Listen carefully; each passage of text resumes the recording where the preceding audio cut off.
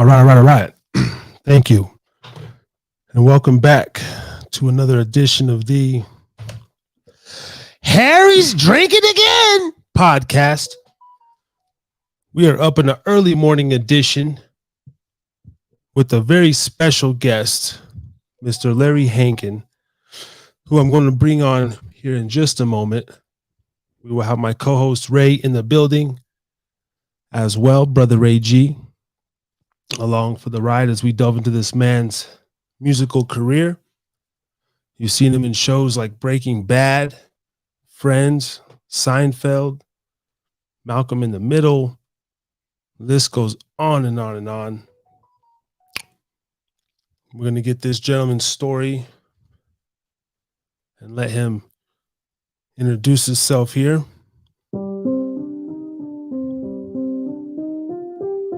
This is a Tuesday show, off the cuff, live in studio. The legendary Larry Hankin. And without further ado, I will bring this gentleman on to the platform. I do not take this interview lightly. I appreciate you, sir. Well, thank you very much. I appreciate this interview also. Absolutely, man. I will be bringing my co-host on here in just a moment as well. Thank you for joining us. Shout out to Steve as well for putting this together and making this a possibility. This is Harris's Drinking Again. We usually do a very late show. Have you had a chance to have your Baileys and coffee this morning yet? Or Well, I have. you've had yours? Okay. I planned ahead. I knew I was going to do this show. Absolutely. Absolutely. I got a little coffee here myself. I like to always talk about what I'm drinking to start the show. We're going light though, coffee and water here. Now, to some of my listeners, viewership that may not know, they've seen your face, they know the shows, the history that you've been in, but can you give a breakdown of your background for those who may not know and some of the younger... Well, my background, I'm from Far Rockaway. That's about as background as you can get.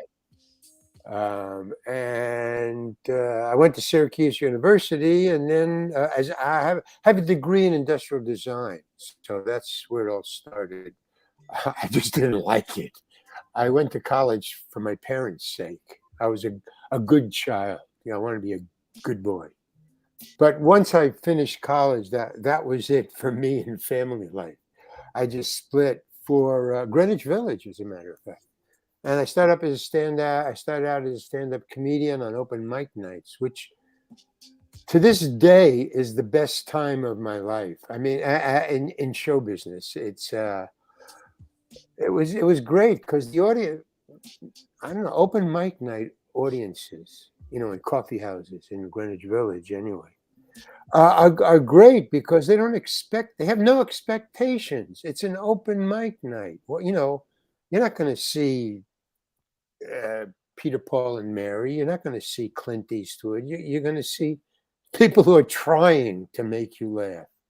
Absolutely. And sing folk songs too. So from there, I went. I developed a stand-up act, and then I did that for a while. But I got into critical thinking. Richie Pryor, George Carlin, Lenny Bruce, and I wasn't ready for the blowback, man. I just didn't even know about it. I mean, I didn't know that audience could come at you with beer bottles, man. Get the fuck off the stage. What? What?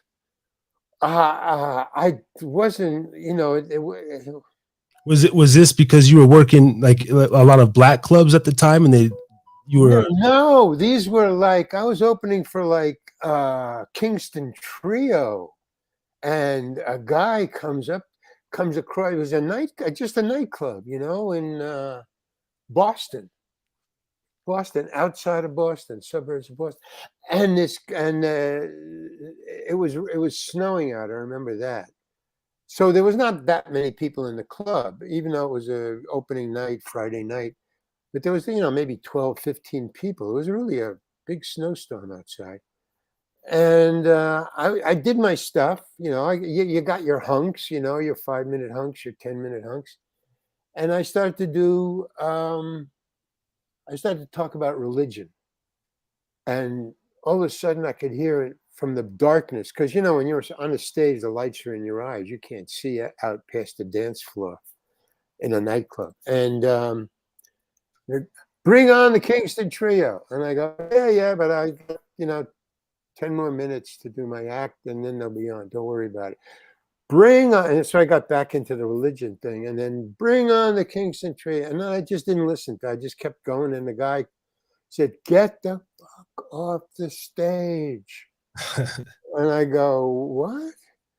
And hey, wait a minute. And then I see this guy, this big bohunk guy, man, with a beer bottle in his upside down in his fist saying, I said, get off the stage. You got it, man. I just split. So go ahead. What were you going to say? Just say wasn't no heavy security back then, like, probably. Well, I went over to the bar. I got off the stage and went over to the bar and I just sat down like, I've been here all the time, man. I don't know what's going on. And the bartender comes over to me and he says, get back on the stage. And the Kingston Trio is not coming on for 10 minutes. I said, did you see that guy come at me with a beer bottle? Man, I'm not going out there until you tell him to get out of here or talk to him. He said, no, I'm not talking to anybody. You get back on the stage. And I said, I want to see the bouncer, my safety net, my security. I said, where's the bouncer? And he said, I'm the bouncer. Get back on stage. So I said, no, I'm not until you talk to that guy. So he said, if you don't get back on the stage, you're fired. And I said, fine, man, I quit, And he says, okay, you're fired. And I just walked out into a snowstorm. So I had to come back into the club to ask to use the phone so I could call a cab to get to the airport. So that was but that's how I got into show business, was I couldn't take that. So I joined Second City in Chicago. And that was cool. I had to audition, but I joined. From there, we broke off, 5 of us, to do a Second City type of show called The Committee up in San Francisco. We flew there, and we were a big hit. We were a success. We were part of the, the tourist advertising. See the Golden Gate Bridge, see The Committee. Whoa! And but then Hollywood started to come up, to see this hit show in San Francisco, just a short plane ride, an hour. It was an hour plane ride, and we started to get hired, and that's how I got into movies and what everybody kind of knows my face from. Excellent. I have one more question before I'm going to ask you. You can ask any questions you want. You can have as many as you want. Okay, excellent. Before I go into my other question, I would like to bring my co-host here on. Brother Ray G, he's in the background waiting, and you've seen him before and you've seen him again, here to join us today. Brother Ray G, Siapno, everyone, joining this morning. He's all the way in Hawaii, so he's man, cool there. Aloha. How you doing, Larry? Hawaii, I'm doing great. How are you doing? Wonderful, man. I gotta tell you, I heard the first half of your conversation, and in age I'm a little closer to you, Larry. Oh, cool. So when you said Second City, I know that's where John Candy and a lot of Eugene, a lot of them came from there. Belushi. And all of them. Yeah, all of them, right? Funny one. So just from hearing that conversation that you and Harris had, so as an entertainer, like you said, you started out in Greenwich Village as a comedian. I didn't get the first half because I was showering. I just got here. But that was about it. I mean, college, Syracuse, and Far Rockaway. I grew up. Oh, okay. So you're an Orangeman. You're an Orangeman. Yeah. Wow. Very good. Yeah. Carmelo Anthony, right? Well, yeah. I kind of quit keeping track after Brown. What's his name? Let's see. Is it Jim Boeheim? the Jim coach. Brown. Jim Brown. Jim Brown. See, I Jim went Brown to school came. with Jim Brown. But Okay. and after I left, Wow. I quit. I mean, I didn't, have classes with him, but Yeah. stood Right. in the Yeah. bleachers and cheered. Uh, Wow. and he won a lot of games for us. But after I left college, then I didn't, because I didn't like industrial design. I mean, the college was great, but I didn't like the. I thought it was going to be art, industrial design. I read It sounds design. artsy. So Yeah. it sounds, but it was all math and calculus and engineering. Oh, yuck. So now I Yeah. I was an A student because I don't like to be last. Right. Just, Right. Right. if I'm here and I got to do it, so I'm going to do it the best way. I'm going to do it better than you, or I'm going to get next to somebody who's better than me. Just so I can learn. Larry, I gotta tell Okay. you, I gotta tell you, I'm a big fan. I mean, you're Mr. Heckles in Friends, Right. and you played Tom Peppers in Seinfeld. Whoa, yeah. And let's see, I did my homework, and the Yeah, reason why I'm Breaking getting Bad. all starstruck right now, Larry, is because you know, and I'm a bit like when you were with the old Joe from Breaking Bad. Yeah, that That was my whole scene favorite with part, man. I love that. oh my gosh, that was like the U-Haul with the batteries, and that's amazing. That's amazing, I and you was were also in watching. El Camino, Yeah. you were on that part, right? Wow, man. Man, there's one actor that, because every role that you play, yeah, you may have different names, and forgive me, your face is like it resonates. You have that. I guess I mean, there's nothing you can do about what you're born with. Hey, But you know what? I guess that's true. I mean, people reckon I have these little cameo roles in a lot of things, and people go, "Hey, I saw you in blah blah blah." Like, man, I Yeah, was on screen for like maybe 20 seconds, 40 yeah. seconds, and that's great, man. So that's The a gift. I can't do anything about it. I can't not Well, it's a recognize. blessing, I guess, right? Because Yeah, you man. remind me of a famous, very famous. You know who he is? John Cazale. John Cazale. Fredo. He's one of those actors that Oh, you remember him. Fredo. Yeah, Fredo, man. yeah.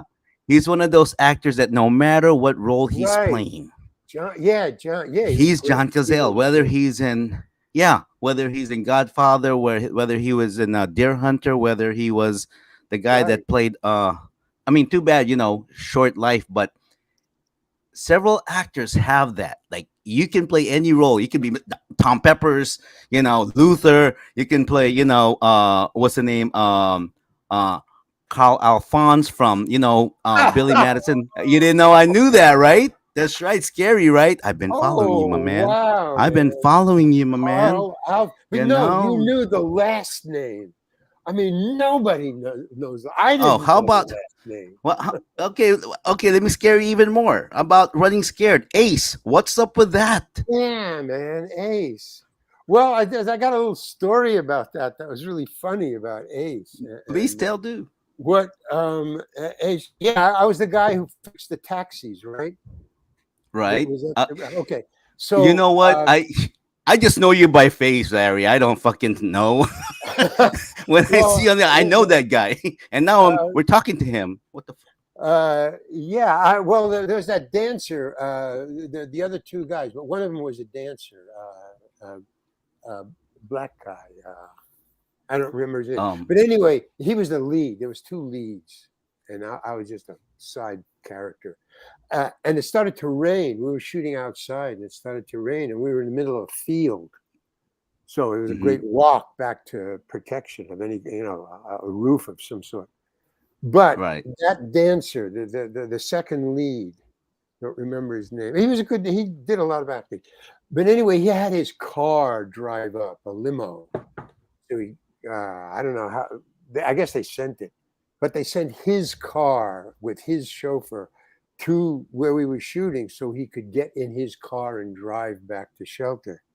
So I said, "Hey man, what about I said to the director, I said, hey, man, what about us? I mean, aren't you going to send any cars for us? I mean, we got to walk back through the mud and the rain, and he gets in a car. So he said, well, ride with him if you don't like walking. So I just took that as gospel. Okay, I'll ride with him. So as the car is starting to pull away, I just opened the back door and I got in with him. And he was like shocked, and he goes, what are you doing in here? I go, well, it's raining out. I just want It's to raining ride. outside. You got a car? Yeah, common sense, And he right? says, hey, man, this is my car. I go, wow, man, this is like a star, like, but this is my car.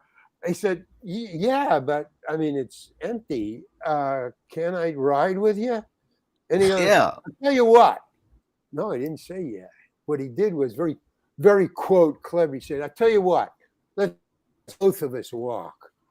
And he wanted to get out my side. She said, get out. I got out and he got out. And we both walked.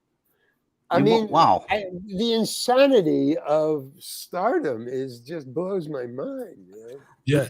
And what I want to know is, like, when you were, say, if we were to ask like 3 or 4 of your colleagues, at the whatever you would consider the height of your stardom, whether it be the 70s, 80s, what would they kind of say, about Larry, during that time? Were you the party guy? Were you still more of just? Well, they probably wouldn't even remember me, even though what you say, oh, you can remember your face and you're good actor. No, here's how it works. I've been in a lot of things. I mean, really a lot of things, more I think than anybody else. And that's from IMDb. It's not me. But in those days, it's an accumulation.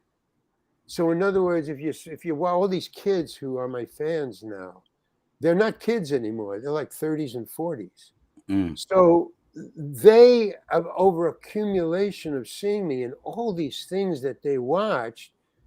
I started to register as, oh, there's that guy, man. And then when I would walk down the street, they say, hey, were you in? I grew up watching you, is what they say. So it's an accumulation. So back then in the 70s and 80s, I might not have been impinged on their retina yet as a continuing person who just shows up all the time. So they may not have remembered me. I mean, I've never had any trouble on the set where I didn't get away with it. So I think if they did remember me, they'd remember me well. Yeah, he's a funny guy. He's a good actor. He minded his P's and Q's, stuff like that.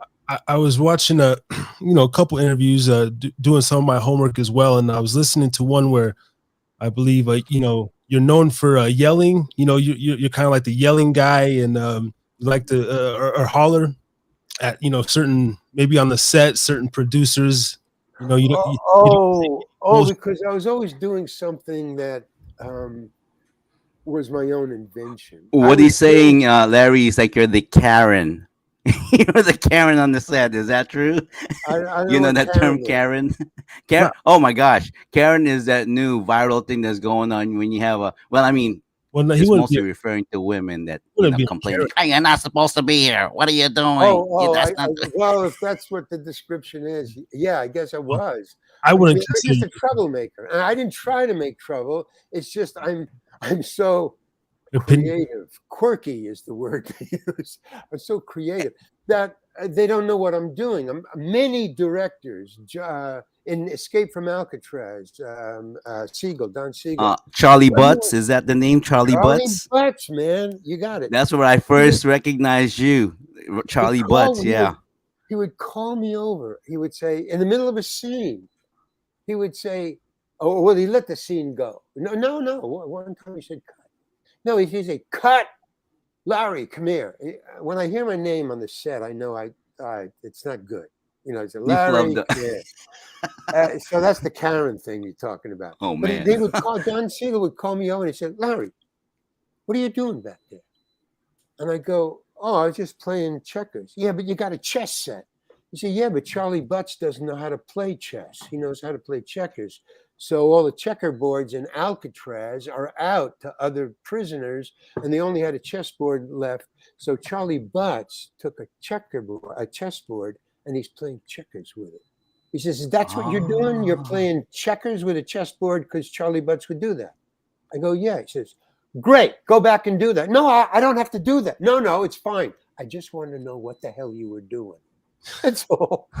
It's those kind Wow. of things. It's those kind of things. Yeah. All through my career. What are you doing? No, Well, for can I say this? No. you've been that guy known for Wow. going on, a rant. Is that some of your stand up as well? You know, the kind of that ranting comic that goes off on certain things and Well, no, I just like to talk about that he was going off on it. He was Don Siegel's going, "What are you doing? What are you doing?" I was just in the background because I was one of his favorite actors. And that was because I would come dressed every day in my costume, even if I wasn't on the shooting schedule. I would get on a boat and go out to Alcatraz and stay there the whole day because there's only one boat back, and that's at night. So you get up in the morning, you go out, and you stay there. Even if you have a late shoot, you have to get up in the morning. So Oh, I so would. you folks really shot that in Alcatraz. Oh man, yeah, we were there for 3 months. Just getting I'm on. originally from the Bay Area, Larry. So I've been to Oh Alcatraz. I right, don't yeah. know. Every single Well, time someone's visiting, I've been to the Alcatraz. well, do you Not a very remember? big place. Oh yeah, remember when the Indians took it over? Were you there No. living in San Francisco? Well, the Oh, Indians took well, it over. y- That was in the oh, 60s. really? The 60s. Yeah, so they took it Oh, over. I mean, they actually went out there one night. This is before it was guarded or whatever. But the Indians, the local California Indians, I don't know the tribe. California. Yeah. Right. They went out there. I mean, a whole group of them, maybe about 100. They went out there one night in boats, and they just got inside the prison, and they stayed there, and they wouldn't get out, and there was a whole big deal. Anyway, when we were on Alcatraz shooting, this was in the 70s. I had a whole day where I wasn't on call, but I would go every day and in costume. And because Don Siegel would always say, "I need a guy, Larry, get in this shot." I would say 50% to 80% of the movie of the scenes that I were in weren't written for me. I was put in the scene by Don Siegel. "Hey, Larry, get in the scene." So I was always ready. So I always Oh. wore a costume just for that reason. I would hang around the set because I wanted to watch. So I was there, and he'd go, "Larry, get in the set." That was the thing with the chess. He'd say, "Get in there in the background. What am I doing? It doesn't matter. Get in there." So I got a chessboard and I'm playing checkers. And he go, "Wow, wow, wow." So he was the one that was loud. I would just do something, and then the director would go, "Wait, hold it, Hankin, what are you doing?" And I tell him, he says, "Oh no, that's okay, fine. All right, let's go back." So, but the Indians. One day I had nothing to do, and I just wanted to check out the Alcatraz and the island, so I didn't care. So I went up and I got a flashlight from what do you call it? The prop department. They moved Warner Brothers moved an entire prop department out onto the island, so we wouldn't have to send boats back and forth. So I went to the prop department and I said, "Give me a flashlight with batteries. Got to be usable." "Oh, what for?" "Oh, I'm doing it in the scene." "Oh, okay, fine." So then I went down and I started to go down. I just wanted to go down and see how far I could get down inside this Alcatraz. And I kept on going down until finally I hit the bottom. I hit the top of Alcatraz Island, the dirt. I hit dirt. I kept on going down and down and down until this darkness. It looked like an abandoned parking lot, under a building, but it was a dirt floor. That was Alcatraz. There's no lights in there. Luckily, I had the flashlight, and I found out where the Indians did their rituals, and they had painted the Mm. walls in this dark place. With my flashlight, I just went along one wall, and there was these paintings, these Indian paintings of horses running, of chiefs, of teepees, and then cop cars and policemen. and then more TTs and horses. Because they got the whole gestalt of what was going Right. on in San Francisco during those days, and they had built fires down there, which there was no windows, so I don't know where the smoke went. I don't know how the hell, but you could see smoke. The black smoke that kind of gets on walls if there's a fire. Right. So there was Right. these black stuff covering some of the paintings, but this space was like it went on forever. I shined the flashlight out into the darkness, and there was no other wall. It just went into darkness, and the whole Alcatraz, which was above me, was held up by these big cement poles about every 20 feet. There's just poles and poles into the darkness. So that was kind of cool. I mean, Alcatraz and the Indians. I hope they didn't. Well, that was around what 78, 79 when they did. It was like Escape from Alcatraz, 72 and 75, because I was still Was it? living. No, I'd been down to LA, so it was about 75. I don't know, it was 79. Because I'm an immigrant, so I remember coming to We're the all U.S. immigrants. from Manila. I remember Manila, then Guam, then Hawaii, and then San Francisco. And no, it was around late 70s. And if you're in San Francisco around that time, I gotta tell you, San Francisco around the 70s was the spot. Wouldn't you agree? I guess no. I left right around 72 or 73 when Alcatraz happened. I left to go to Hollywood. But hey, the 60 was pretty good in San Francisco. Oh, really? I bet you. Talking about the 60s, Larry. Wait a minute. I'm checking you out over here. Okay, nice head of hair, and kind of read a little about you. You're what, 80 something years old? 80. I'm 83, man. You're 83. So I mean, my dad was 83. He just passed away 2020. God, rest in peace. Yeah, I'm ready. And I go, what is the secret? Because I'm 55 and I want to be like you. I'm like the energy, because I meet a lot of 80s and they're like, how do you maneuver with stress? I don't get it, man. I don't know why people. Well, here's the difference. I mean, first of all, DNA. I mean, so I'm just born with it. But whatever. Then there's attitude. I just have attitude. I was born with a positive attitude. Again, I had nothing to do with me. That's how it is. And the second thing is there's a difference between growing old and growing older. I chose to get older. Right. Your dad probably just got old.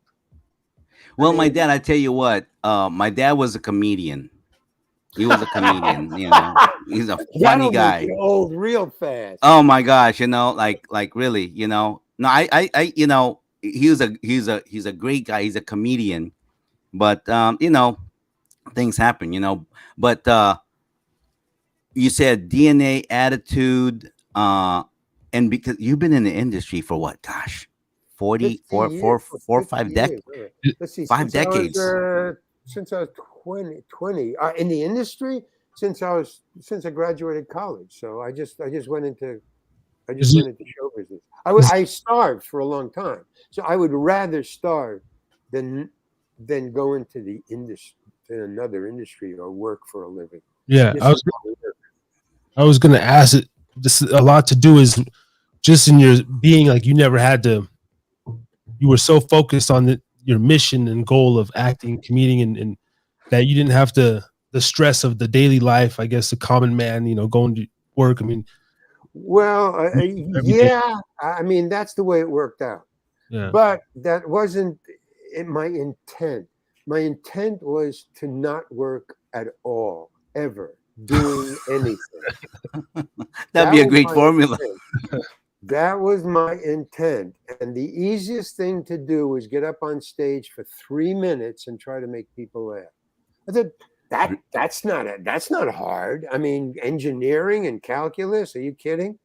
So, and if you didn't get any laugh, that's why I mentioned in the beginning about open mic night audiences are the best audience in the world because they don't come with expectations. They know 3 minutes. I can wait 3 minutes and not laugh if this guy is just not funny because Wow.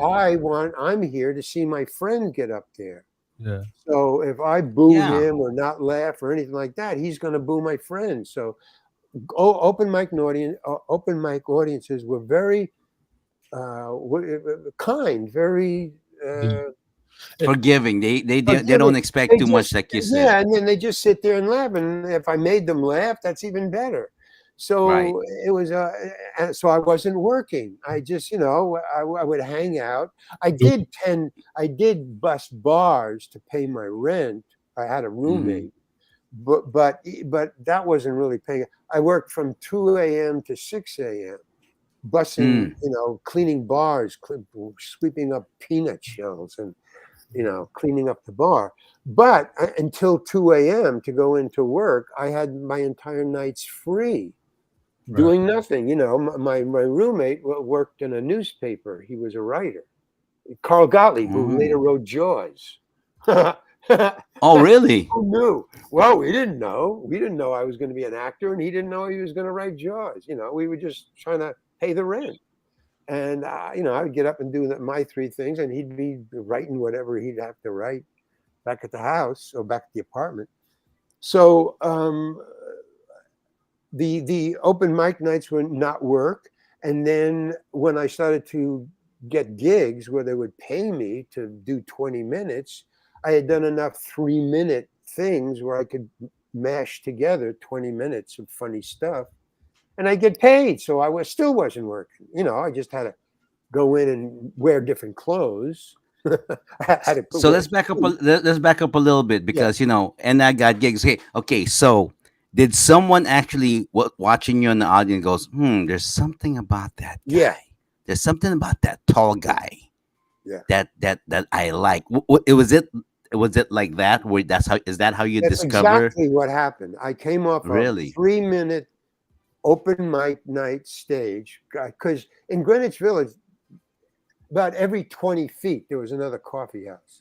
So, and they all had open mic nights because that brought in customers on a Monday or a Tuesday when, there's nobody going out. Right. So they started to have open mic nights. And if you have in Greenwich Village, which is maybe a 5-block area of the important stuff, where you can get gigs.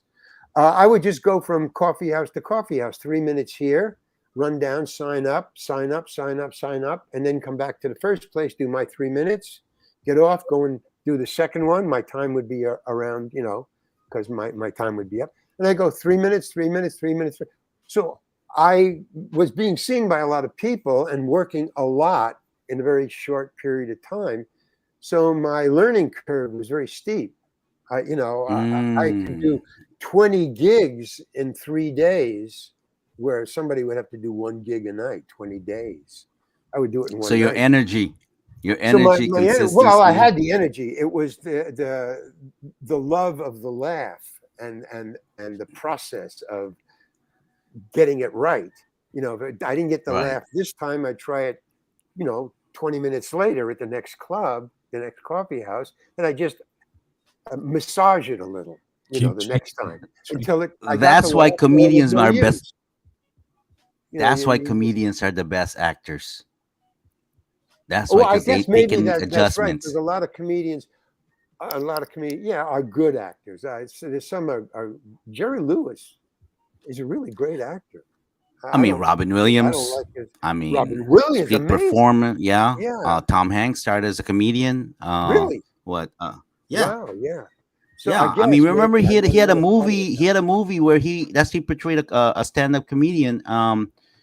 Let's see, Michael Keaton. Michael Keaton. Michael. Right. Yeah. There's a lot of them. Yeah. Right. There's a lot, and when you look at them, you go like this. Like Michael Keaton's skit gig was like.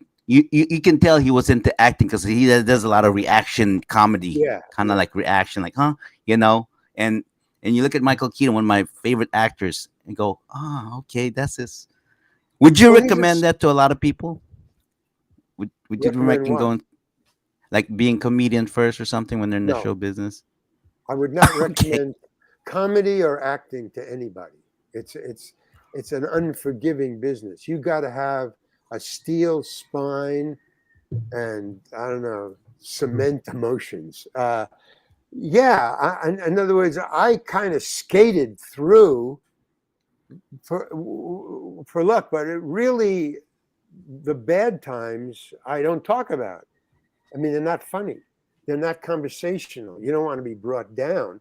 Not in a bad. Nobody punched me or beat me up or fired me. No, not no. It's more emotional. Like you don't get the gig, and then you don't get the audition 3 or 4 or 5 times, man. So that means you've gone to your peers and been rejected. You know that hammers at you. So you got to have a steel spine to stand up to that, not to just to go through it, just to be okay for the next audition, to get your head together. So that's what I'm talking about. I don't recommend that. I guess it would be like if you want to work for just a regular, ordinary job and you have to go in for interviews, time after time after time after time. It wears at you. So that's It sure why does. I don't recommend it. I've just written a book called That Guy. It's coming out, I think, in about 3 months. And basically, it's called That Guy because everybody who sees me says, "Oh, you're that guy from Breaking Bad." I get that on the street. Let's go get that. Sure. Yeah, you have to have a. Actually, what we like to do, Larry, if you can talk to your publisher, is that we would love to be able to sell that book, through our platform. We just great. Yeah, I'll tell them. I mean, well, I can't talk to them until November. They're in Europe now. Well, we'll stay in touch. I hope this is not the end of our conversation. I really want to, me and Harris were talking about this. You know what? We'll buy one in the live chat. Yeah, I go, man. I really want to be good friends with Mr. Heckles. Well, it's really weird. See, here's the thing about Mr. Heckles. I mean, he's one of my, there's Heckles, there's Tom Pepper, and then there's Charlie Butts, and then there's Charlie Butts. Those are the 4. Those are the big 4. I mean, the big 4, right? Other people know that, but I forgot the question. No. Actually, what it was, like I really want to be friends with Mr. Heckles. Oh, Mr. Heckles. Well, yeah, because you were the grumpy. But the reason that I got the job is not was that the writing fit what I already had ready. That in other words, all the auditions that I didn't get, I didn't have a Mr. Heckles. I didn't have the character that fit what I was auditioning for. Mr. Heckles was my grandfather. My grandfather. So I wasn't acting. I was just doing my grandfather. He was the manager of an apartment house. Kind of a low rent apartment house right. in the boonies. And he would always, my mother would always, when I was like 15 or 10, she would say to me, "All right, get in the car. We got to go to Grandpa's," because he lived in the building too. Why? Because, I was playing or whatever. I didn't want to go to Grandpa's. What the hell is that about? She says, "No, there's complaining about he's not taking out the garbage. We have to go, there's a big fight now." So in other words, he was a bad landlord. So he was Mr. Heckles. So but when they had to where Mr. Heckles is no longer there, we were like, what? Yeah, well, because I didn't get along with the producers. I was doing Larry. I was, "Hey, Larry," but they didn't get it. They weren't Don Siegel. They were very pissed off about me. And so is it because they had those prima donnas, Jennifer Aniston, all those people that's on there? Prima donnas, and I have nothing against prima donnas. I stay away from them. The prima donnas, she's an okay actress. I mean, she does very well for herself, and she's doing her commercials, sell product.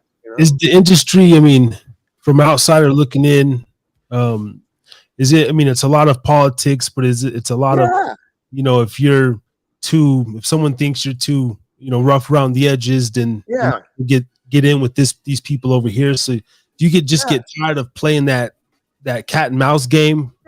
Just, it's hard to be you, but you've managed to figure out a way. Well, you have to finesse it. You have to be. I mean, that's in any job. I mean, it's a job.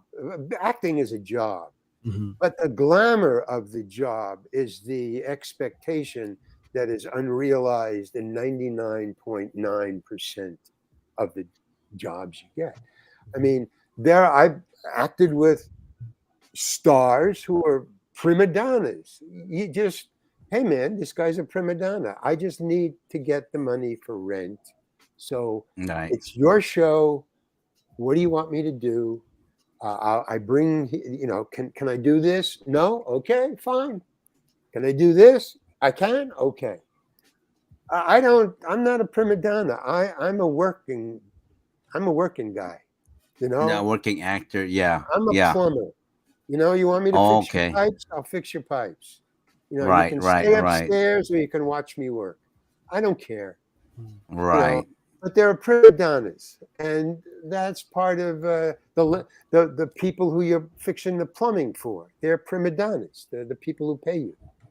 Right. Some people are nice, some people are not. Don't park your truck in my driveway. Park out on the street. Right. Okay. I mean, that's good to know. My uncle, they're all workers, man. My uncle, installed oil burners. I used to help him, and you didn't park the truck in the driveway. Very simple. Wow. So you grew up in the straight up work. I would say blue collar, man, a class, working, blue collar, so calculus and engineering was. I mean, it's funny. My Uncle Murray. Well, that's Breaking Bad. I did Uncle Murray. That was my Uncle Murray. I wasn't acting. That was my Uncle Murray. Oh, so Old Joe was from your uncle. Old Joe is my Uncle Murray. Yeah, that's what I do. I guess who do I know that I can just imitate? I don't know about acting. Wow. Makes sense why, because it's so damn authentic. And I mean, all of us, I'm growing up in Nevada. I've known a few Uncle Murrays, my time as well. So we all, I could point out a couple right outside my window. Yeah. I love Uncle Murray because Larry, when you have an Uncle Murray, you can smoke a joint with him. He'll loan you his porn. He was before that. Way. Oh, he was before that. He was old school. Yeah. He was my babysitter. So he was your. That was before his time. Drugs were before his time. I mean, he would maybe drink. I don't even think he drank. That was not the problems in my bloodline. Drugs and alcohol. It was emotional problems, psychological problems. Oh, right. Yeah, that runs in my family too. Weird family fights and discombobulations. That's what I was, mostly referring to is that image, that character. I mean, there's something. The whole TV show is authentic, but for that character there, and I don't know if it's the junkyard, the overalls, just the grit of it, the working man, sense of Jack Nicholson said, let the costume do the acting. You just be you. You just let and that's what I did, because when I put on the coveralls you were talking about old Joe, right? Right. When I put on the coveralls and the makeup, but mainly and the hair. The hair, I remember, boots and everything. When they put that on me and I looked in the mirror, I go, here he is, Uncle Murray. Wow. So being an actor, Larry, is like Halloween all the time. It's like, costume. It's like Halloween, right? Yes. Now, sometimes I would get a job that I really didn't know. I didn't have any relative or friends that fit the character. So then I had to do the work. That was work. The work of the intent, the backstory. Now, in Escape from Alcatraz, I tried it once because I'm not an actor. I never took acting lessons. I don't know. I mean, now that I've done it all my life, I picked up stuff and I know how to act, and Right. because you're in the business. But when I first started and Escape from Alcatraz was my first big time tentpole movie, big star. And that is that's where I discovered you, and I'm going, who's that guy? Well, The tall guy. when I was acting in that, I did something where they called me on, where Don Siegel called me on. They said, "What are you doing?" And I didn't have a good answer. Oh, I was because I was trying to always couch it in acting phrases. Like if they said, "What are you doing back there?" I'd say, "Well, see," I said, "Charlie Butts couldn't play checkers." I didn't say my character. I said Charlie Butts. So that gave the director, oh, he really is into his character. And I knew that. See, that was just like me being sly. Mr. Slick. That is slick, my man. That's slick. Yeah, So I like said, you embedded in there. That's branding. That's branding, Larry. But I also said, when he said to me, he came up to me. We were playing cards with the crew. Everybody was shooting in another part of the prison, and so the people who weren't working, the crew people, and the actors would get together and play cards until they had to work. Then you go, okay, you're up, and then you would put your cards down or you'd cash out and you'd go work. So I'm playing cards, and they look behind me, the people at the table, and the director is behind me. They look behind me, and he goes, "What are you doing, Larry?"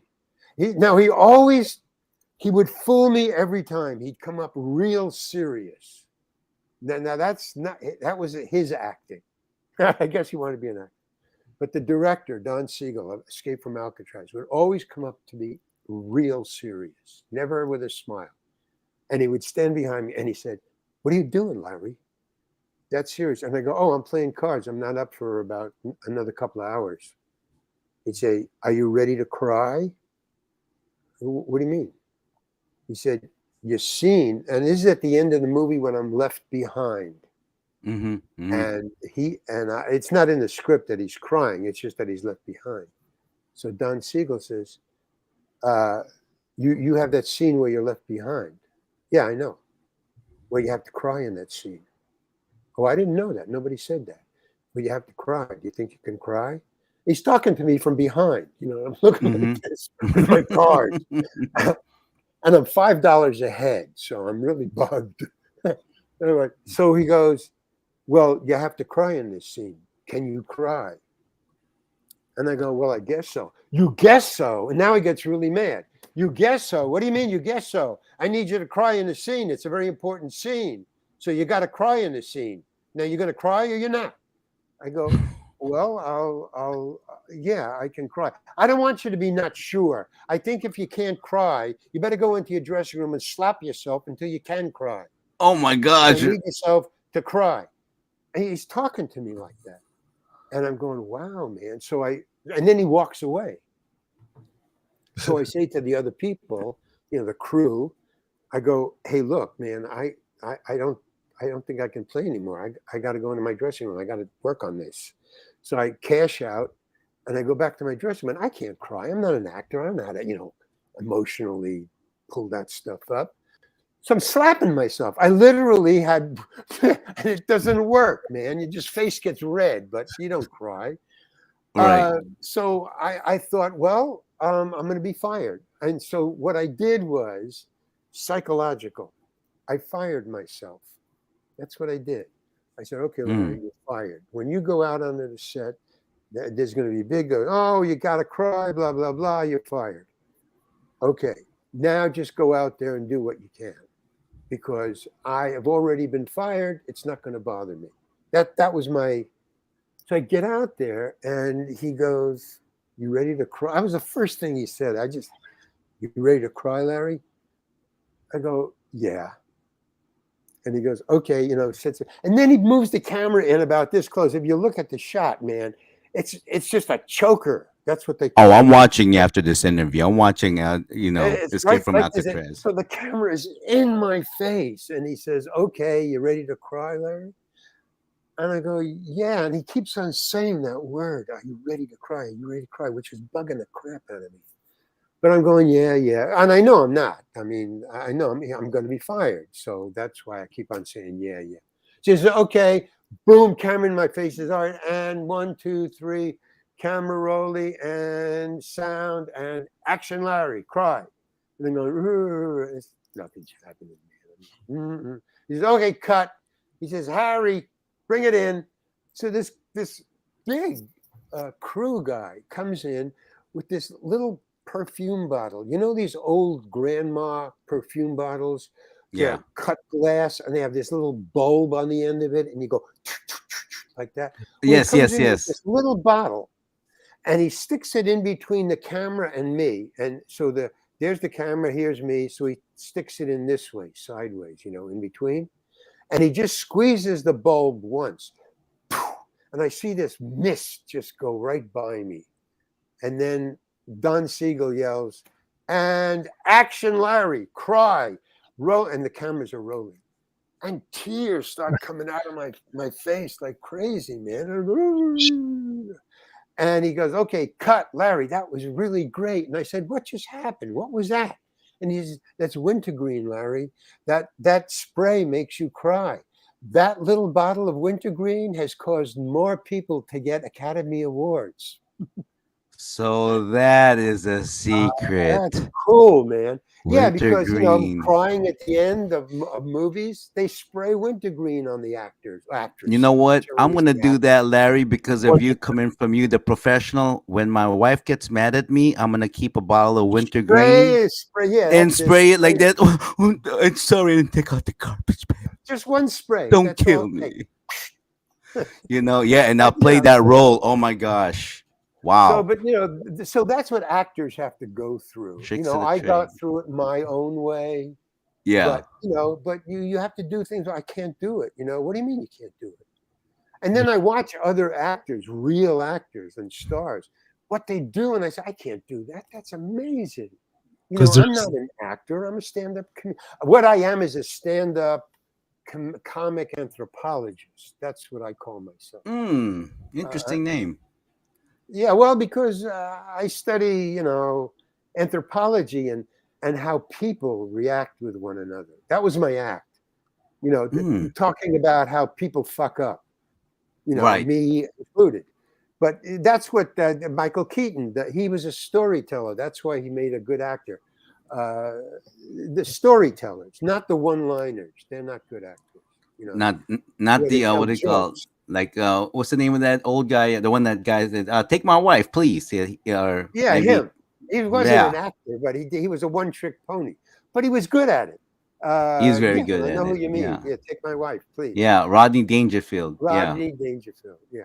But the storytellers, because you tend in telling your story to act out characters or situations. just little 2 seconds of it, 10 seconds of it. But it kind of works, Wow, it's not like they, wow, that's a great story right there, Larry. Like you, I mean, kind of like Denzel Washington in Glory, like one tear on one eye. Oh my gosh, Denzel right. on that one, like wow. But I wish like one tear. If I was going to be an actor, I wish I would have gone to acting school and not had to. Kind of make it up as I went along and just invent ways of getting through the day. They were fun, and sometimes they weren't fun, but that's why I don't recommend acting unless you have the heart and the desire and the intent to be an actor, and then go for it, man. I took it in college, and I flunked. You're going to be, famous and get a lot of money. I tried taking it in college. I tried taking it in college, and I couldn't remember my lines. There you go. That memory, that's the cruel part. Memorizing lines. The more lines the more. I tried high school, like whatever drama or different plays in school, and I was like, this is not good. This is amazing part. There's so much. No, I love that. See, because I could memorize, but as I got older, and not because of age, but I'm dyslexic. I've been dyslexic all my life. But as I got older, the dyslexia interfered with memorization. Dyslexia has a lot of different ways of going in your head. My way was memory, memorizing lines, basically. Harris, we still have a chance because we have Tourette's. We have both Tourette's. Tourette's syndrome. That you have to politics. That would be a lot of politics for Tourette's in Hollywood. But I'd love to have it just once. No, you don't. No, you don't. No, you don't. Okay. No, you don't. Taken from two guys. No. You do not want to have Tourette's, Larry. You're talking now. You're not. It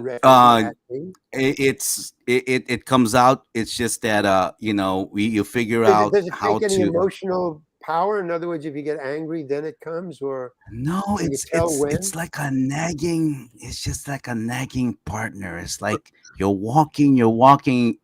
Something inside your head goes, look to the left, and you're like, no, look to the left, no, look to the left, no, look to the left. I don't want to, and then you look to the left. Yeah, that's my Tourette's. For me, anxiety when I get really nervous too, or when I can kind of control it when I'm very focused. It's on screen, but if, when I get off, it's like you. Well, I guess that's what it is. It's the dyslexia affects my focus. You're right. Yeah, it's the focus. Right. I just get tired of reading the lines about halfway down the page. I just I won't do this anymore. And I gotta say, the Pacalolo helps. I don't know about you, Larry, but I don't drink, but I smoke a lot of Pacalolo. Kind of helps me calm my mind. Marijuana? Pacalolo, herb, weed, ganja. Herb. Oh yeah. Well, yeah. Me too. No, I can't work on it. See, that's the other. I can write on it, but I really? tried it a couple of times. No, I tried it twice. It just screwed me up. I couldn't do anything, and everybody knew I was on it. I mean, it was just I can't even hide it. It was just, oh man, he's high. He's high. Have you always that's the worst thing you could hear. 2 words. He's high. And then with the arm goes out. He's high. Have you always been a straight-laced guy throughout your time in the industry? For the most part, just never had to battle with you. Say that again. Have you always been somewhat of a straight-laced individual, like just as you work your way through the industry, dealing with the perceived drugs? Well, I mean, I've done in my time. As you get older, you just fade away. It just you don't need it. I don't know why. Yeah, you just don't need it. Yeah, I get it. And it starts to interfere. But in my day, when I was, like the 70s and 80s and into the 90s. Yeah. Yeah, I did all those drugs, but never did I work on it. I just can't work high. Or if I'm gonna maybe work at night, like maybe it's a night shoot, I can't even get high during the day. That day I have to it just affects me. But you say whenever you write, you kind of like help it just to kind of get motivated and things like that. Well, I mean, I would get high to maybe read the screenplay. Okay. At home, or to read my part, or to experiment with different characters. Because you're also a producer too, Larry. You're also a producer, right? You're also a producer. I had enough money back in the day to make my own films, so I produced my own film shorts. I did about 30, I guess. Some were a minute, some were an hour, some were 3 minutes, 10 minutes, 20 minutes. I mean, just depending on how much money I had. Because what I did was I would get the money to pay my car, insurance, and rent, and food, and then I would spend it because I figured, well, I'm going to live forever. It's right. Youth. Well, I don't have to save money. What the hell is that? That's right. Straight people. So I would just, whatever was left over after I did those 4 things, I would make a movie. So if I had $10 or 3,000 or whatever, so that's why. Would you expand? Would you What do you mean? expand on some of the projects that you've done in the past, just so Oh, that I well, know? the best one, well, the first one I did, which when I had the most money, I had Hmm. $5,000. Then we put it away for 6 months while I earned more. So it came out to about $20,000 before it was all finished. We have to keep putting it away until I could earn more money. That would be Solly's Diner. Got an Academy Award nomination. Sally's Diner. That's the one where what do they call it? Alice came from, correct? Is that where is that? If I'm correct, because there was a sitcom No, in no, no, the no, no, no, no. early Oh, '80s. oh yeah, Okay, yeah, yeah, yeah. it started as a No, movie. no. I know what you're talking about. No, that came from the fact that I was eating in a diner with very little money because I wanted to make this film. I wanted, Mhm. or no. I was not making a lot of money. I Mhm. was just making enough to cover my food, rent, insurance, and for the car. It was a transportation vehicle, and Mm. some one of I was in the committee, which is a improv group in San Francisco. Was it in San Francisco? I No, it had believe to it be in was. I think Hollywood. No, the no, it committee, was in because I've heard. Hollywood. Was it It was in Hollywood? Was it Hollywood. Hollywood? And Okay. there's a woman who was an actress when I was in San Francisco. I said that she had married a camera operator, Harry A Harry cam. Harry Matthias. She married Harry Hmm. Matthias, and he was a camera operator. He wanted to be a cinematographer, and you Mm. needed a credit as a cinematographer to get into the union of cinematographers. Mm. So she Hmm. said, "Why don't you write a movie? Let Harry be the cinematographer so he can get into the union. Meanwhile, you'll have a nice film for your reel." That was her selling point. You will Oh. have a nice. That was ridiculous. It was for Harry. I mean, I was doing it for Harry. There's no reel that you have a full film, maybe just a Hmm. shot. But, okay, anyway, so I wrote it. It was 30 pages. He said, get it down to 10 because it's just too ridiculously hard to make a 20-minute film. But 10 minutes we Right. can pull off. And so I said, how much will it cost? And he said, $3,000. Mm. So I said, okay, I'll save up. I don't have $3,000, but I'll save it up. So I saved it up, and then I put it. I love the Beau jest. That's me. So I kept on saving the money in my sock drawer. Putting up 10, 15, 100, and just until I got. And I took the cash that I had in my sock drawer, $3,000, and I made it nice and da da da, and I put a rubber band around it, and I put it in a brown paper bag, shopping bag that you get at the Hmm. shop, just a brown paper bag. Rolled it up. I go over to his house and I say, and his wife answered the door. I said, I got to talk to Harry. He's having dinner. I don't want to talk to him. I just want to give him this bag. So she didn't know what was in the bag. This is like 3 months after he had said we need $3,000. He'd probably forgotten about it. So I go over. He's eating dinner. Yeah, hi Larry. What do you want? And I go here, and I just put the bag on and I walked out. And when I'm walking back to my house, I'm thinking my apartment.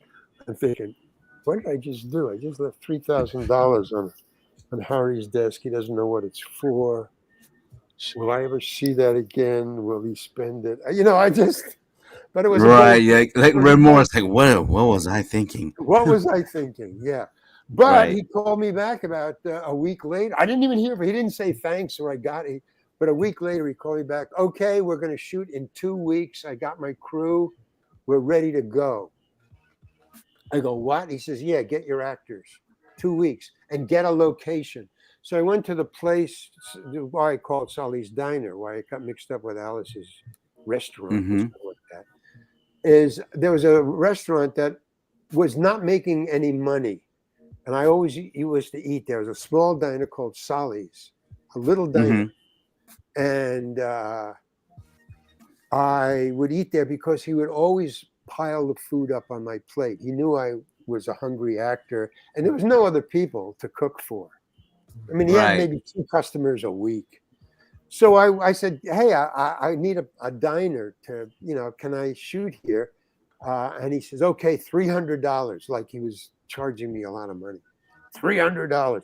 I said, yeah, that's great. We want it for 3 days. And I gave him $900 cash. We shot there. And then on the third day, the camera was out of register and we didn't know it until we saw the rushes on the fourth day. So we had to go back to the place. And now he knew he had us by the short hairs. Solly. Oh, you need to shoot another day. Well, it's, they're shooting a movie right down the block and they want me to be in the diner. So they're going to pay me a lot of money. This is a spiel. So they're going to pay me a lot of money. So I have to charge you $1,000, $1,500 for another day. I go, what? He says, well, there's another movie, money's money.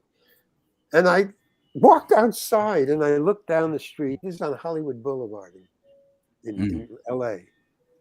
Western Boulevard and Hollywood. And I looked down the street both ways and I say, I don't think so. I walk inside and they say, I think you're lying. I didn't say lying. Right. I said, I don't think it's going to happen. I'll give you $300. Take it or leave it. And then I just have to go somewhere else, which was a lie. I couldn't. I mean, right. So right. Said, okay, right. okay. I'll let you. He said, I'll do you a favor. Okay. I mean, but he was lying. What a weasel. I mean, that's so we handed it in. So with that kind of start of, camera out of register, he's trying to get more money out of us. And we started to edit it, and then we had to shut down because we ran out of money. I mean, I needed another $5,000 for the correcting the print and editing, and just another $5,000. So it took another 6 months to get that. So it was a long time. So it was a year in the making, kind of, And it's all because of money, right? Because because of the money. We kept on shutting it down and doing it out. And then we finally put it together. And then Harry said, okay, he said, I like it. We're going to hand it in to the Academy. And I said, no, it's not good enough. Because what I saw was the uncolored editor's print, which had the, the white chalk marks, cut here. There's marks all over the film and it was all green. It wasn't color corrected. So it looked terrible. I mean, I couldn't even watch the acting because of the stuff that was on the film. That's flying around, yeah. So I said, no, don't hand this in. This is terrible. He said, well, okay. And then about 4 weeks later, he said, well, I got good news and I got bad news.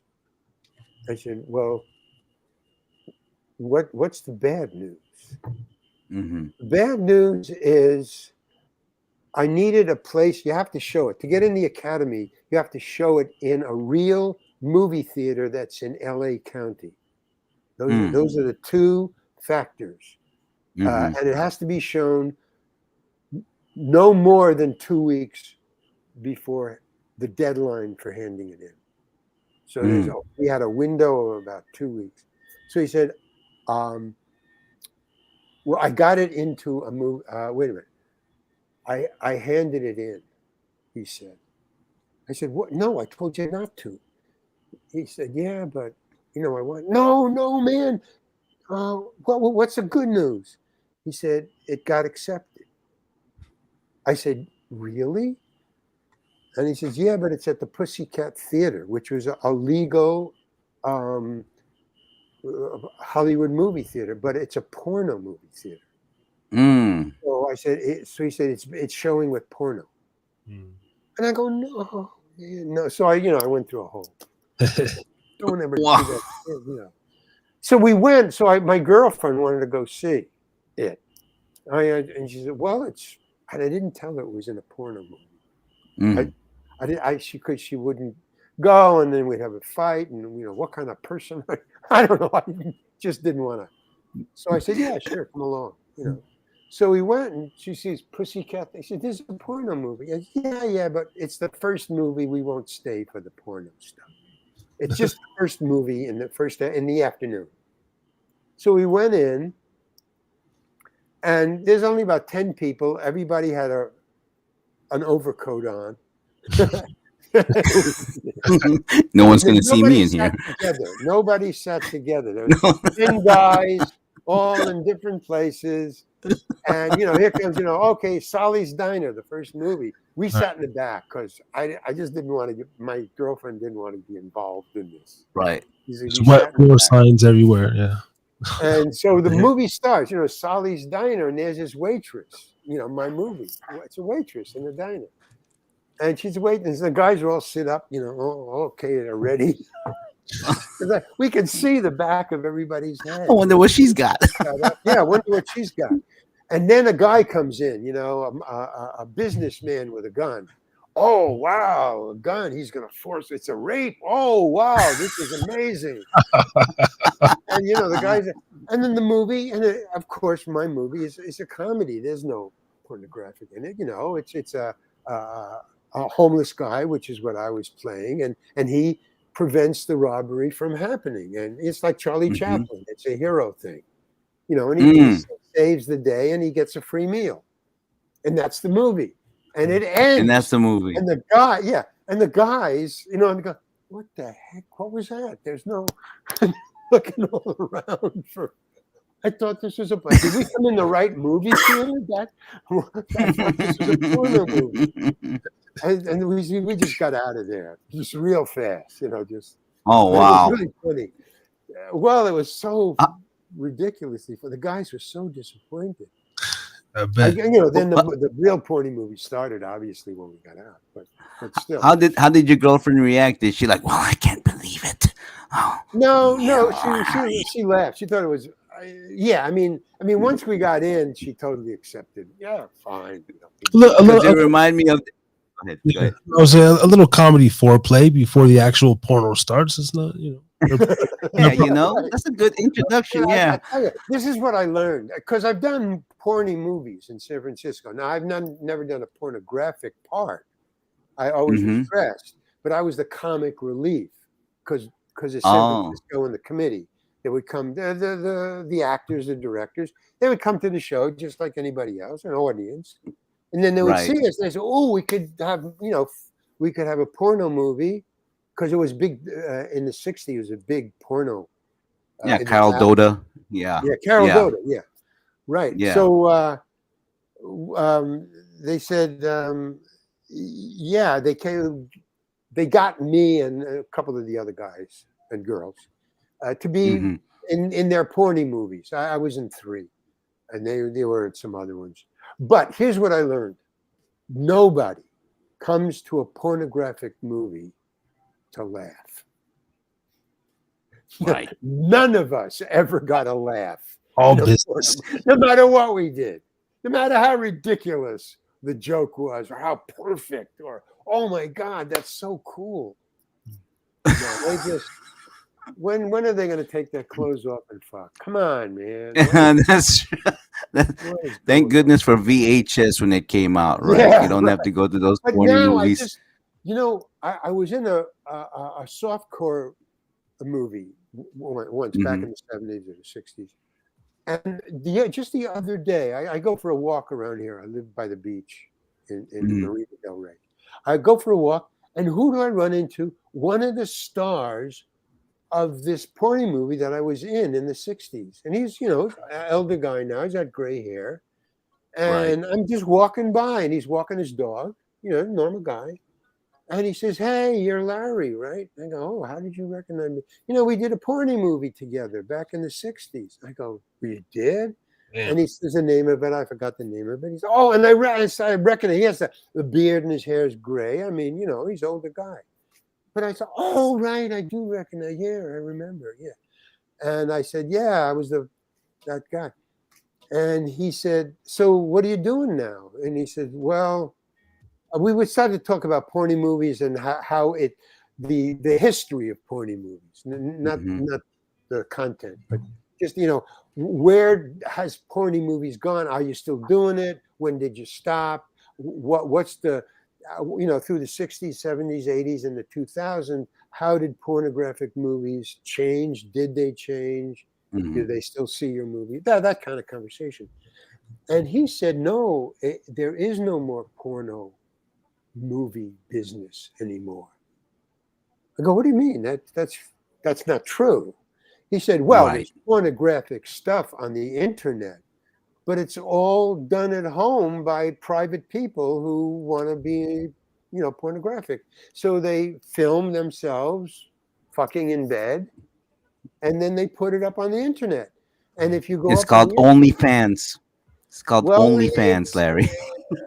it's I don't understand And that making a living of it, making tons of money. Not not Yeah, it's OnlyFans. OnlyFans. Yeah, OnlyFans make movies now, right? So you Yeah, can't yeah, and now have, they're doing you that. can't be a Yeah, porny star anymore. Right. yeah, yeah. yeah, whole Wow. games So that flipping. was really funny It's meeting him. A porn star. He was a really big porn star. He did a lot of porn movies, and now he's just an ordinary guy walking his dog in the neighborhood. He lives in a wow. little cottage. I don't know what he did. I was on a timed Yeah. exercise walk. I got to get back in right. Mm, So I couldn't talk to him very long. I had to keep on. But it was interesting to see an older corner guy. right. He looks Sure, cool, yeah. healthy, but Just walking around. Just walking around, walking his dog. wow. What's the name of that guy? The guy that famous male, one of the first famous, John Holmes. Oh yeah. John Holmes, yeah, didn't he? Deep Throat, the one that was in Deep Throat. Yeah. Deep Throat. Oh, that's the one that started it Lacey all. Lovelace. John Holmes. Yeah. Well, I think he was. It might have been in San Francisco at around. Oh, they all started in San Francisco. I pretty much because, yeah, I remember. They were making But I do porny have, movies all the time. yeah, I do have a question. Now, Yeah. all the work that you did in the past, like and all the sitcoms that you've done, can you tell us a little bit about the the compensation? Like, do you get residual income from those projects that you did? That's what's keeping me doing these things. I just got a lot of free time. Yeah, I didn't know it at the time. I never worked knowing about residuals. When I first started, there were no residuals. In the 60s, there were no residuals. It came in the 70s. And luckily, I was a stage performer in the 60s, but nobody was getting residuals. And then in the 70s, just as I joined SAG and AFTRA and went down south, so right in the beginning of the 70s, there was a big kerfuffle about, and there was a big strike about getting residuals. So I just got in right in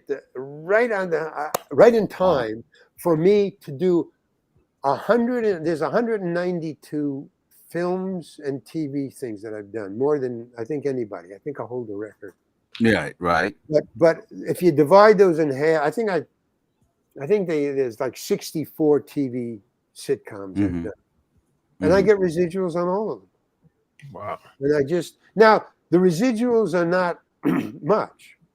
They vary. Right. They're $15, $10, $100, but times 64. Right. Pretty cool. Now they don't come all in once. They just Right. come in over a year. But Right. that's enough to pay the rent and go have a good meal and go to a Sure. good movie and hang out. Absolutely. That's all. And then I'm old enough to get Social Security.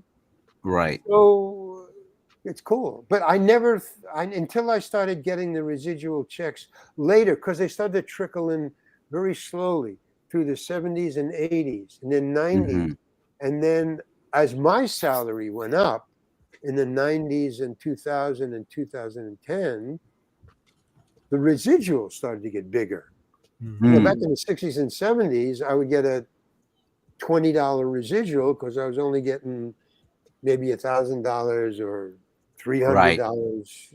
Right. And later on, I was getting big money, so the residuals were bigger. And then when I got out, I didn't retire. I just stepped out. Right. The checks started to come in with these huge numbers, or sometimes they would wait. They go to a regular clearinghouse and then they send them out. So sometimes the clearinghouse would wait because sometimes it would be 10 and 10 and 10 and 10 and 10 and 10 and 10 and 10. So sometimes I get a check for like $2,000, but it was for like 20 shows. But So the longer $2,000 was it, is it like what they call, diminishing? Does it get in time, does it get No, less and less? it gets less and less until it hits a final. No, it doesn't go any lower. But it does go. It does get less. I think there's 3 stages. You get like I think it's something like. Don't quote me on this because I haven't looked, I haven't checked. Like if it's not broken, don't fix it. If it's not broken, don't look at it. Right. If that's not broken, they're let's coming. fix it. I'm fine. Right. So all right. So and I think it starts out. The first residual, okay, it shows. Then I think they get a free airing. They can show it one more time for free, and or you get they get one free, and then the next one is the salary that you got. So it's one. Seems fair. You pay the salary, then they show it again. You get your salary that you got the last time, or one step down. And then after that, it's another step down. I don't know how much, and then a third step, and then it stays there. And it stays there. Okay. So it's been enough years. So the third step, it happened a long time ago, and I just get a regular whatever it is. And is it similar to the music business in the sense that if say like if you were like Home Alone or something like that, if they show it around Christmas time more on TV than your residual around, oh wow, man! Home Alone, yeah, around Christmas, I get a big Christmas present. Okay, because it's not only once; it's all over the world. Right. So that's like I don't know, a couple of $1,000. Yeah. But there's one show where I think it's is it Home Alone? Where Sergeant Balzac, Home Alone. Yeah, it's Home Alone. Yeah, Sergeant Balzac. Special one. That one I get a huge amount. And that's special. I was up for the role of Daniel Stern, but they hired Daniel Stern. And Daniel Stern wanted to quit in the third day of shooting because he thought he was getting less than Joe Pesci. And he wanted, because he was, co-star with Joe Pesci. Right. He wanted the same thing as Joe Pesci. Daniel, you're not Joe Pesci. No. Daniel. Nice try. So they called my agent and they said, the producers, and they said, look, he's trying to screw us around, man, and we're not taking it. So he says he's going to quit if he doesn't get a bump up. And we're going to, if he doesn't just shut up and keep working at his salary, we're going to fire him. And we're going to have to replace him immediately. We want to replace him with Larry. So will Larry do that? Will Larry be able to work tomorrow in Chicago? And I'm in LA.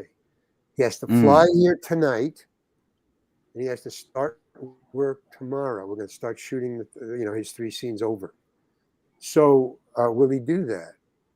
And I said, wow, man, I don't know. And then I said, well, send me, I got to know what the scene is. I don't even know what, oh, no.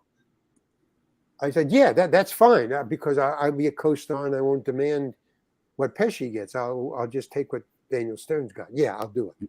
So he calls me back and he says, okay, it's a go if Daniel Stern wants to quit, or they're going to fire him if he doesn't shut up.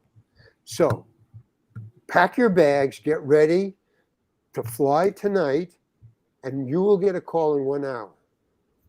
So I pack my bags and I wait 1 hour, and I get a call from a producer, and he says, okay, Daniel Stearns won't quit.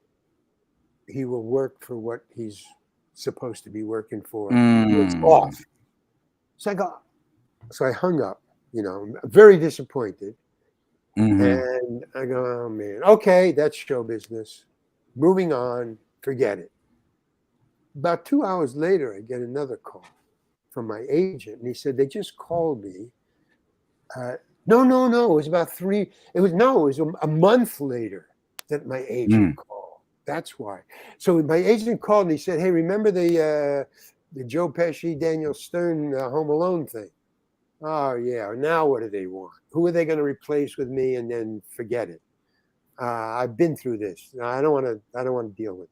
He said, no, they want you. They say that because of the way they treated you, and this is real, what I'm telling you now.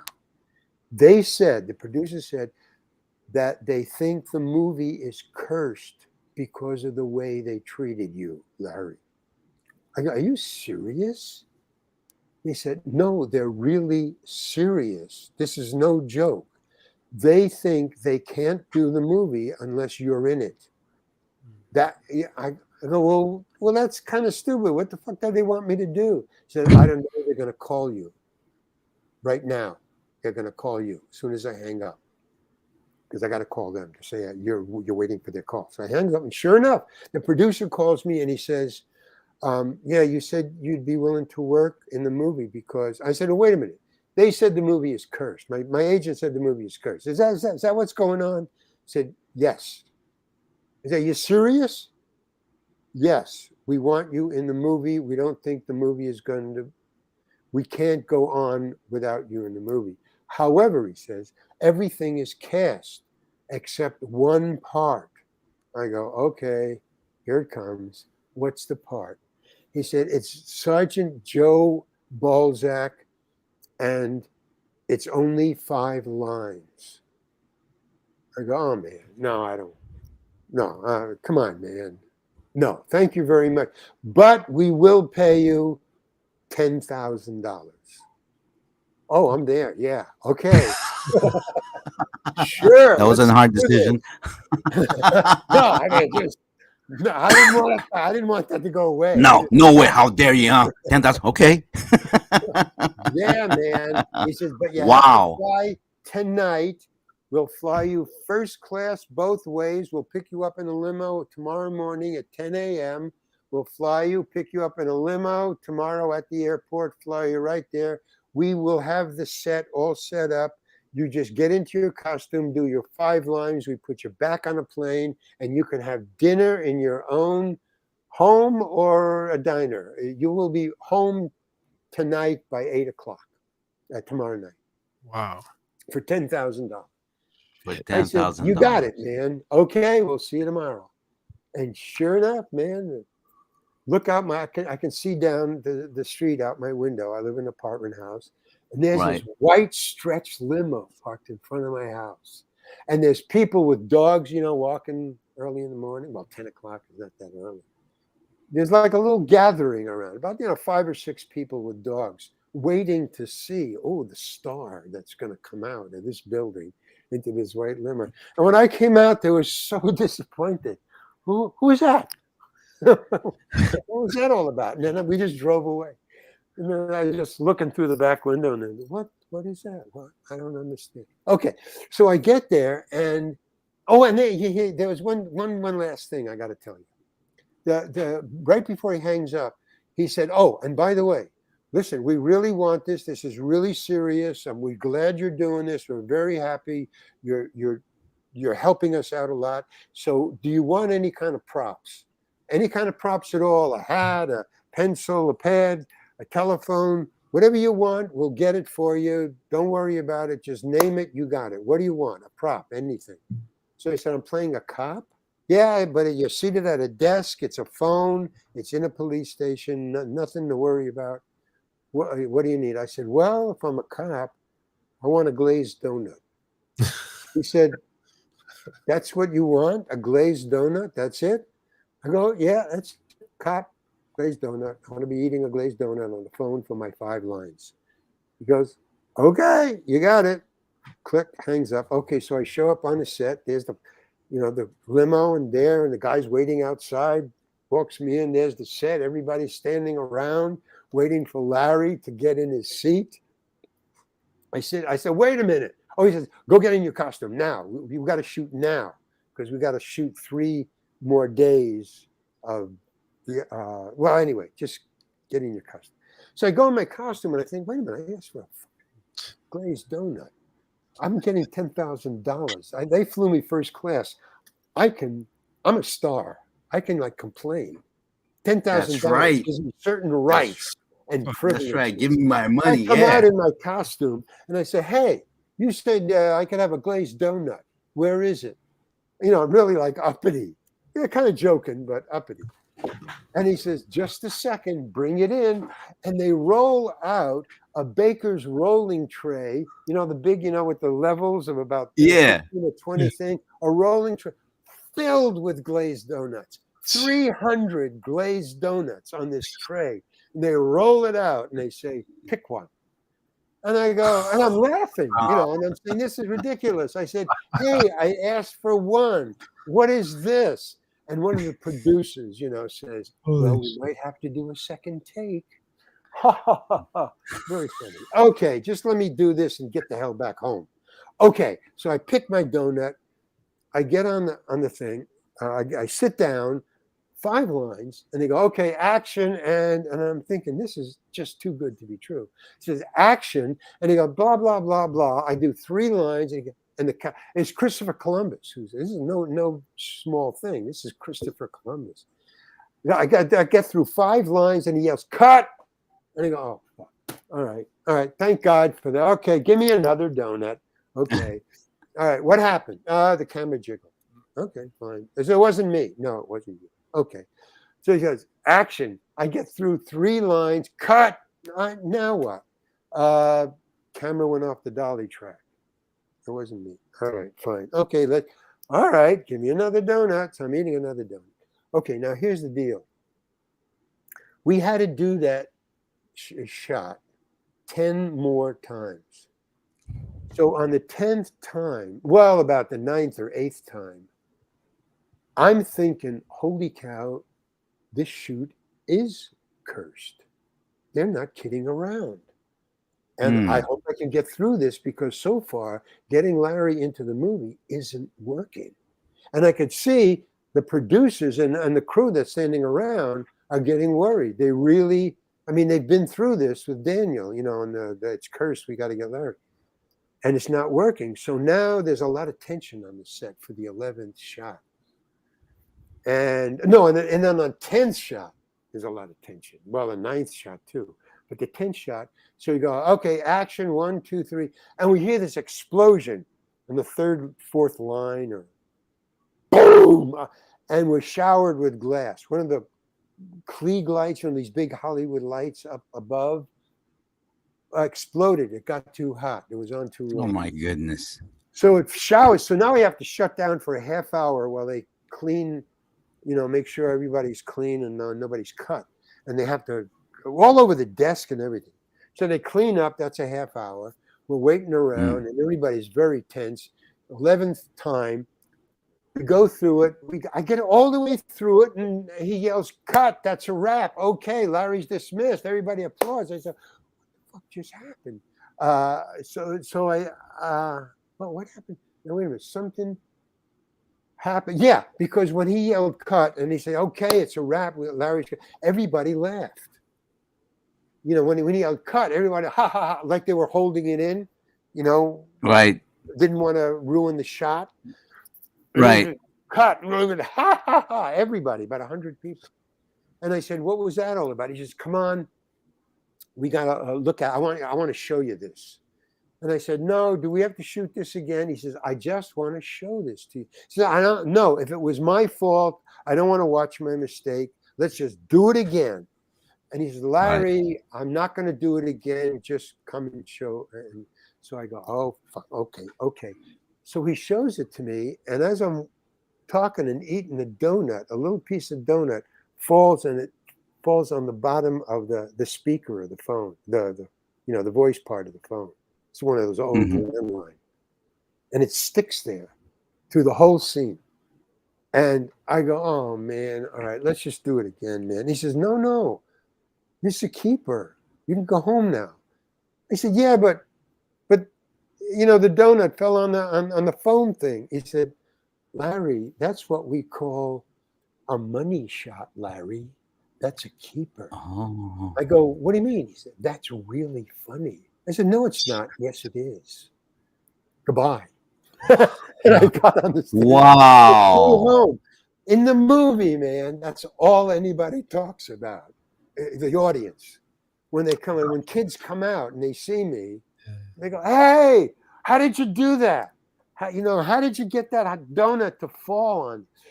Well, to tell you the truth, I was curious myself. So I went over to the tray Wow. with now, what was it, 10 minus, 11 minus 300, or 300 minus Right. 11. And I look at the tray and I found out what had happened. And it wasn't just a mistake. The light that blew because it was too hot. It was Right. very hot in the studio. And it was so hot in the studio because of that light and everything that the glaze on all the donuts melted. And it was the glaze that was the glue that held that little piece on there. It was like glue. Boom. So that was like a little trivia that nobody knows about. Wow. But And that's the money shot. And that was the money shot. And they knew, everybody knew, but me, I wanted to do it again. I would have not kept that in the movie. And then because it they were happened right. to you, Larry, there it is. That was after that, it was like, he's And the then they guy. didn't have He's any more Mr. trouble. Heckles. He's And wow. yeah. And then Mr. Heckles and all the rest. Yeah. And then he's the guy. So that's wow. How did you feel? I mean, was that your first, would you say easiest money you've made, like in and out? Oh, man, yeah. I mean, no, those two. The other one was doing Tom Pepper. I wanted to do that so bad I would have shot somebody. I'm telling you. Oh, really? No, I mean, there's no part I ever wanted to do. I just wanted the part because I had to pay rent and I wanted to make a movie. So I would always do it for the money, for artistic reasons, to make films. That was all. So what character did you one. get? Yeah, where did you steal Tom Pepper's character from, Larry? No, from Michael Richards, from Kramer. From Kramer. I knew Michael. Michael Richards and I were friends for years before then. We were always auditioning for the same part. We looked kind of alike. We're tall, thin guys, dark hair at the time. And so I said, I can do that. And because I could do my uncle and my grandfather by just calling to mind, no intent, no acting preparation. I could call it to mind because I lived with them. They were my relatives. And Michael, I knew, and I watched Sienfield religiously. So it had been burned. Yeah. Kramer had been burned into my mind. So it was like a relative. So I said, I can do that. And not only that, I can do it better than anybody. I mean, that was the only time where I took my ego also was part of it. I can do it. God damn it. And I wanted it. And when I got the audition, it was all down to 5 people. I auditioned, then I got a callback. A callback means, hey, man, you're okay. You're probably going to get it. A callback is very good. Well, I got a callback. There was 5 people. None of them looked like me or Michael. Fat, Michael, short, right, beards, glasses, whatever. So I thought, well, I got this. I'm a shoo-in. So I auditioned with the callback. I had to audition 5 times, and every 5 times, every time I came in, there was the same 5 people who I auditioned with. And I thought, okay, I want to do this really bad, but if I have to audition a 6th time, I'm going to tell them to go fuck themselves, and I'm going to unload on them because I'm spending a lot of artistic time just on this one part because I want it so bad. So what they did was, they said I got the part. Okay, I'm cool. What they did was they sent me a cassette, a VHS cassette of the scene that Michael Richards did of the part I was auditioning for. In other words, they were using a real scene from the real Seinfeld as something to audition the Tom Pepper part. Okay, so what they did was they sent me the Seinfeld episode with that Mhm. part in it of Michael Richards doing the couch thing. Well, I watched that about 1,000 times because I Mhm. wanted to, I mean, I just wanted to, I don't know what is, I just wanted to smash all records. Whatever that is, whatever, Mhm. I'm going to throw this further than anybody. I'm going to do this. That was my intent. Would you I say was- this was a character like you were called to do? Do you ever get that feeling like this is just No, I just want, I mean, I just became such an OCD focused actor monster. I can do that part. I want to do it. I never felt like that before or since, but it just stuck out. So when I watched it, when I went in, you watch the real Michael Richards doing that part, and you watch me, Mhm. and there is no difference. I mean, except one is Wow. Larry and one is Michael. No, I nailed it. Yeah. Nobody can tell me I didn't nail it. I will not even listen to it. But that's If the if only you would have part. got The only part. if you would have gotten the Kramer part, because that is an iconic, I auditioned role for it. that Yeah, I auditioned against Michael. We What both would you what would auditioned you for have that done? part. What would you have done different, Larry? Would you do the when he I comes in, don't he opens the know. door, the iconic sliding, he slides into the door and everything? Would you have what would you That's have different? Michael. Like That's Michael's. that's Michael, huh? No, I would never have thought of that. I would never have done Yeah, it because I Michael's way. I would have done yeah. it totally different. I was doing Michael. I thank Michael for what I did. I was copying Michael. I thank my uncle. I thank my grandfather. Mm-hmm. All other parts I made up. I did what I bet. Michael, I was doing Michael's Kramer. I wasn't even doing Michael. I was doing Michael's You were Kramer. just I was Michael's. imitating. I was doing a parrot. I was doing a mirror exercise. I wasn't Mhm. acting at all. If they hired me instead of Michael, it would have been a totally different thing. My instinct is to go under. Michael's instinct is to go over. I've watched Michael for years. He's Right. brilliant at what he does. Yeah, I But remember him only from does that one show thing. Fridays.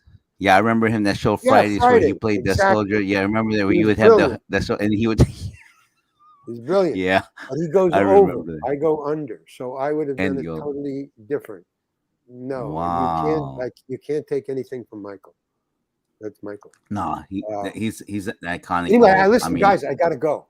oh, I'm. It's. oh, Is that okay? Okay. I'm. oh yeah. No, you more than I just did you enjoy yourself, Mr. Oh, Hankin? this is Did you great. enjoy You can have hanging one out with more a couple question of or one more thing, but I'm just giving you. You know.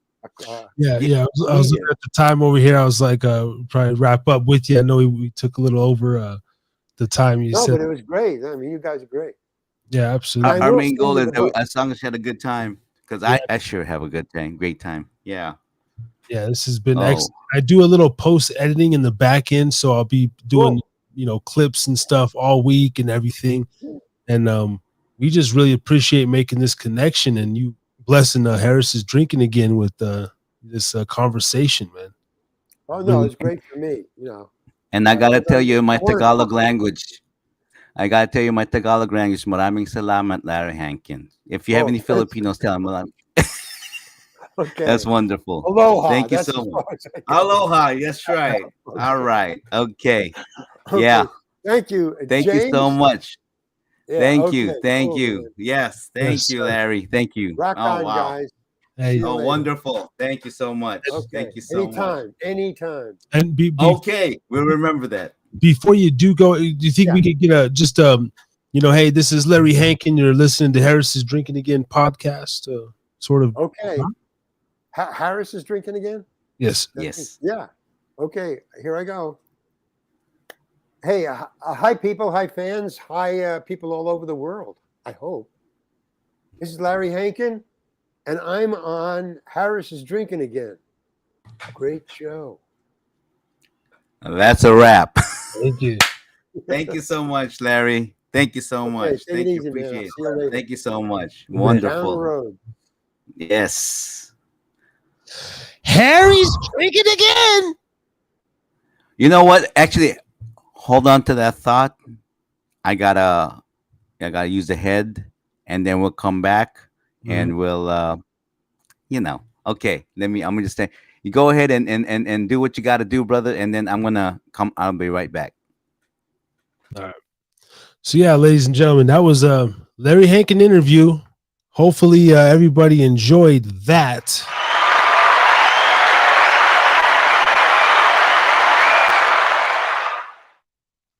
Yeah, absolutely.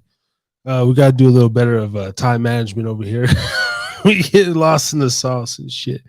But that's my fault. I'm the host of the show. I should be monitoring it. But we're getting better and better and learning as we go. I had a great time. Wow. Larry Hankin giving us game, giving us knowledge, and so forth. We're gonna get out of here as soon as Ray gets back, man. I'm gonna go into post editing mode. We got some Mark Christopher Lawrence clips dropping from this last Thursday night show. And thank you to everybody fucking with us, man. We're up to 143 subs. Last Thursday, we had a mini viral moment with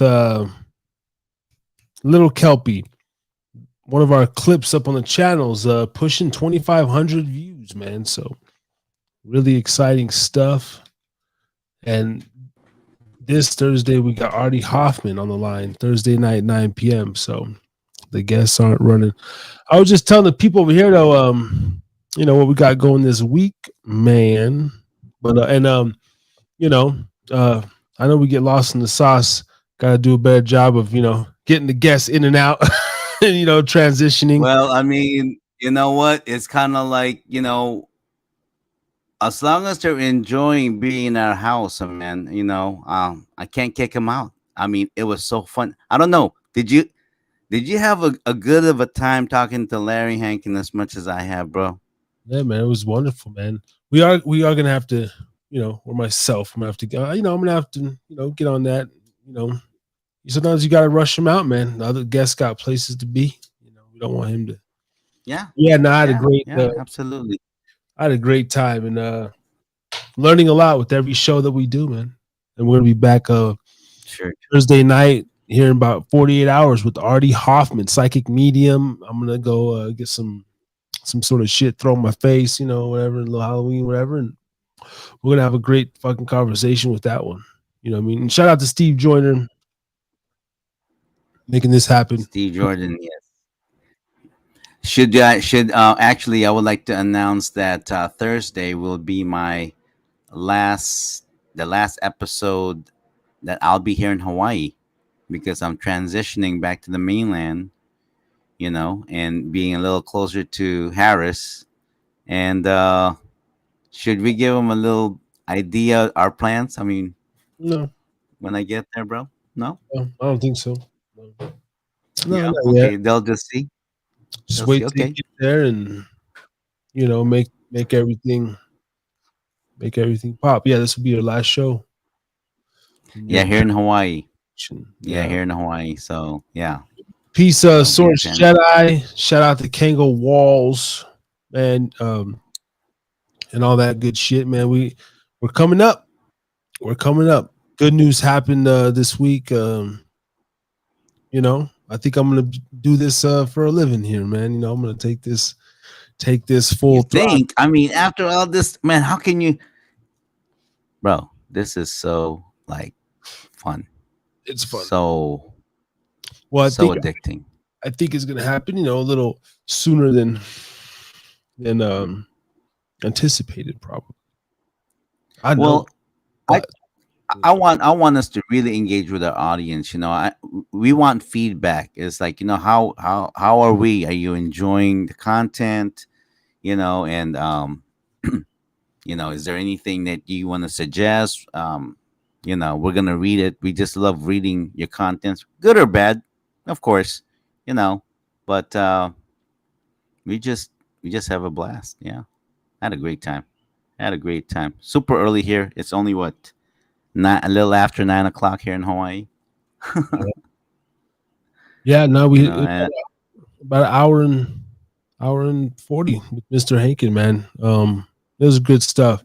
But yeah, man, anything else? I'm gonna wrap up here and get my nah, man, I'm good, man. I'm good, man. If you're good, I'm good, brother, man. Always good. Always good.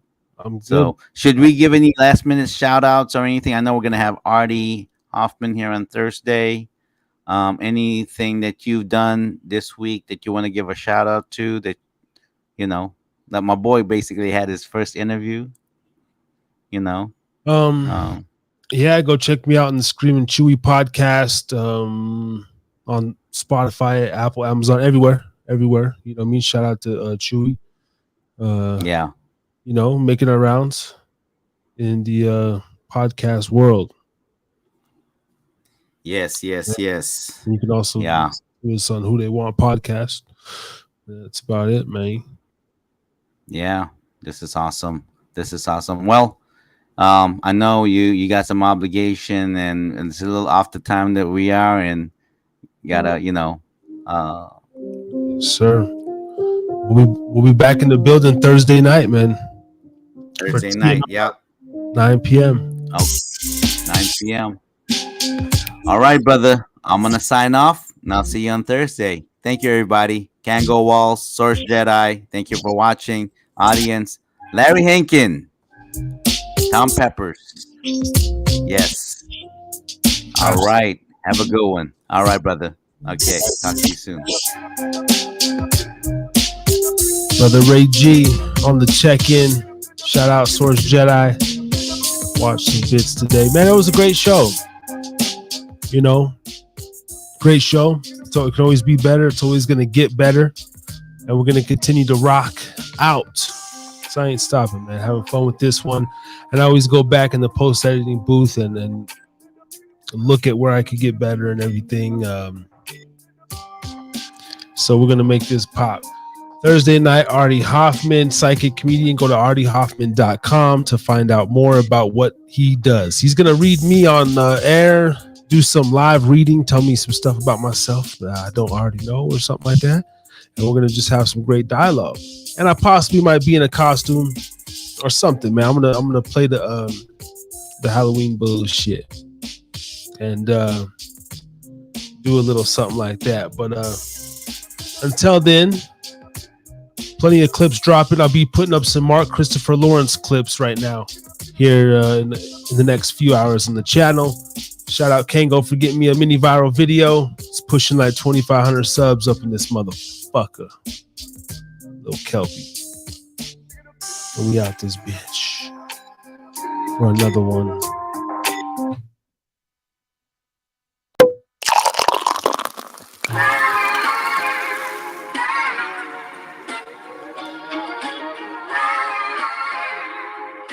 Too early to be drinking over here today. I'm gonna go refill my coffee. Salute, salute, salute. Harry's drinking again.